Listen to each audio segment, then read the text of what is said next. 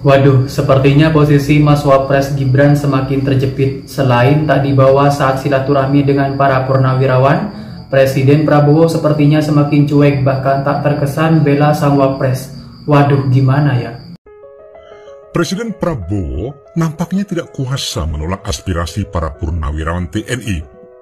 Mereka mengeluarkan 8 pernyataan sikap, yang salah satu diantaranya meminta untuk mengganti Wakil Presiden Gibran Rakabuming. Dan di antara para purnawirawan itu bukan purnawirawan biasa yang tak pernah terlibat atau ngerti tentang politik. Ada beberapa nama yang disebut, bahkan ada yang bekas kabinet Joko Widodo.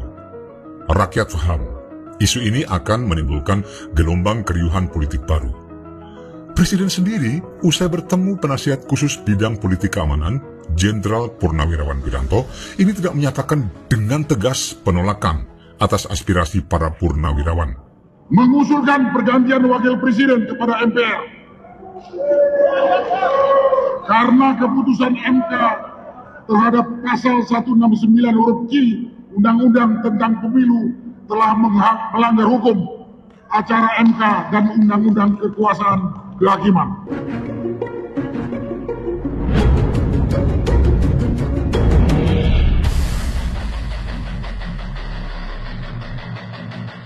Nah, kalau kita memperhatikan dengan seksama, dalam penjelasan mantan Menko Polhukam menegaskan tuntutan penggantian wakil presiden ini bukan sesuatu yang bertentangan, tindakan pelanggaran konstitusi. Tidak ada kalimat itu. Bukankah kita tidak pernah mendengar Presiden menyatakan menolak aspirasi para purnawirawan TNI untuk mengganti Wakil Presiden Gibran Rakabuming? Tidakkah kita berpikir terpilihnya Prabowo Gibran sebagai Presiden dan Wakil Presiden periode 2024 hingga 2029 ini sudah melalui prosedur yang benar dan sah tanpa masalah? Tapi mengapa Presiden mengungkapkan tidak ingin buru-buru merespon aspirasi itu? Apakah keraguan-raguan sikap Prabowo didasari oleh para purnawirawan TNI yang bergabung di forum tersebut? Ataukah atas dasar klausul atau pasal yang disodorkan para purnawirawan sebagai sesuatu yang konstitusional? Ya, permintaan pergantian wakil presiden didasari putusan MK terhadap pasal 169 huruf Q Undang-Undang Pemilu yang jelas melanggar hukum antara MK dan Undang-Undang Kekuasaan Kehakiman. Apakah kita ini bisa menutup mata Prabowo menanggung beban moral yang tidak ringan? Bukankah penjelasan yang diberikan seperti dirinya tidak secara langsung meminta rakyat untuk memahami posisinya? Termasuk pula pada senior, kolega maupun juniornya, dan Prabowo di TNI yang turut dalam forum purnawirawan tersebut. Kita tahu sebagian yang turut serta dalam forum purnawirawan ini bukan perwira tinggi biasa. Mereka ini mantan petinggi militer yang punya kesetiaan maupun kepatuhan tanpa batas pada konstitusi. Rekam jejak, kemudian karir militer hingga jabatan di luar TNI, ini memperlihatkan mereka ini para petinggi TNI pilihan.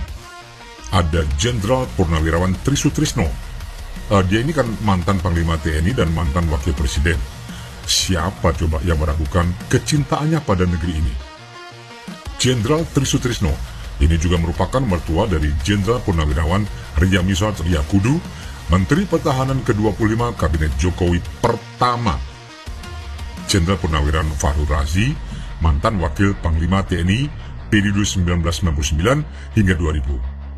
Fahrul juga sempat dilantik sebagai Menteri Agama oleh Joko Widodo. Tidakkah keberadaan Tri Sutrisno juga Fahrul Razi mengindikasikan bekas pembantu Jokowi saja tidak menghendaki atau keberatan dengan cara berpolitik keluarga Solo itu? Selain keduanya, ada nama Jenderal Purnawirawan Tiasno Sudarto, Kepala Staf TNI Angkatan Darat, kemudian Laksamana Purnawirawan Slamet Subianto, ex-Kepala Staf Angkatan Laut maupun Marsikal Purnawirawan Hanafi Asnan. Nah, nama-nama mereka ini melengkapi 103 jenderal, 73 laksamana, 65 marsikal, dan 91 kolonel yang ikut merumuskan 8 poin aspirasi para purnawirawan. Berhati-hatinya Presiden Prabowo untuk merespon aspirasi purnawirawan TNI ini memberi tanda dia mungkin merasakan hal yang sama dengan para purnawirawan itu. Ya, mungkin Anda mau mengganti wakil presiden tidak semudah seperti yang diutarakan para ex-militer tersebut. Wiranto pada uraian pertama misalnya menjelaskan bahwa presiden perlu mempelajari usulan karena apa? Apa yang diminta para purnawirawan itu ini bukan masalah ringan dan fundamental.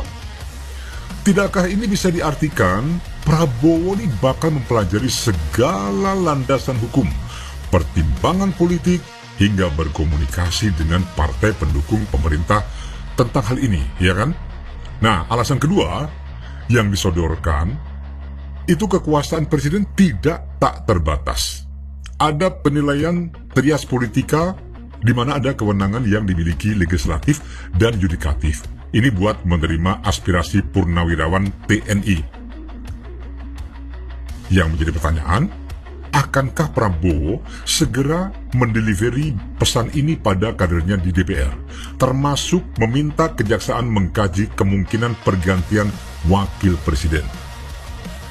Respon berikutnya yang diajukan adalah kebijakan, keputusan, hingga arahan presiden ini tidak semata-mata dari satu sumber, satu bidang. Itu menjadi sinyal presiden membuka diri, siap menerima banyak masukan, ya entah dari ahli hukum, ahli tata negara, pakar politik, partai politik, juga sebelum mengambil keputusan dengan tegas. Wilayah aspirasi Forum Purnawirawan diminta jadi pembahasan untuk para pihak yang memahami, menguasai, serta memungkinkan pergantian wapres. Presiden tidak menginginkan rakyat turut larut dalam pro dan kontra, dan isu ini biar tetap berada di ranah kepala negara. Mendengar penjelasan itu, kita mengerti sebenarnya Presiden Prabowo ini merasa ikut bersalah dengan situasi yang saat ini terjadi. Mau bagaimanapun, belum pernah ada sejarahnya seorang presiden mendorong, menyodorkan, dan mendukung anaknya untuk turut kontestasi pilpres. Iya kan? Walaupun Jokowi mendukung Prabowo, ditambah hampir semua partai politik bersekutu, Prabowo tidak bisa menutup mata. Nepotisme itu bukan nilai etis yang ada di negara ini. Tapi di sisi lain, Prabowo tak kuasa untuk menentang, apalagi melawan Jokowi. Kekalahan di 2 kali pilpres membuat dirinya pasrah tanpa bisa melakukan apapun. Perjalanan pemerintahan Prabowo Gibran baru masuk setengah tahun. Masih banyak hal yang belum dimengerti dan bisa berada dalam genggaman kekuasaannya. Hadirnya Wiranto di istana untuk membahas tentang aspirasi purnawirawan TNI ini menyiratkan keseriusan Prabowo menyikapi tuntutan ini. Kalau menafikan bahwa ada sebagian rakyat hingga kadernya yang tidak nyaman dengan keberadaan Gibran sebagai wapres, Presiden juga sudah membuktikan tidak semua orang Jokowi yang membantunya yang diajak masuk kabinet bekerja dengan baik. Hasan Nasbi, Presidential Communication Officer, terbukti melakukan blunder. Kini sudah jarang diminta bicara ke media, peran diambil ahli oleh Mensesnek. Sri Mulyani, Menteri Keuangan yang teruji dalam berbagai situasi pelik ekonomi, nyatanya tidak punya solusi yang konkret. Ya toh, malah yang terbaru ini Menteri Keuangan membubarkan Satgas IKN yang dibentuk oleh Jokowi. Basuki Hadi Mulyono, Kepala Otorita IKN, tak juga memperlihatkan progres menggembirakan. Apalagi Gibran yang dilihat oleh rakyat tidak punya kontribusi jelas dalam pemerintahan. Jangankan punya kontribusi, Prabowo mempercayakan satu isu saja, nggak ada yang dimandatkan pada mantan wali kota itu. Tidakkah ini membuat kita ini bisa menyimpulkan sudah saatnya Gibran dicopot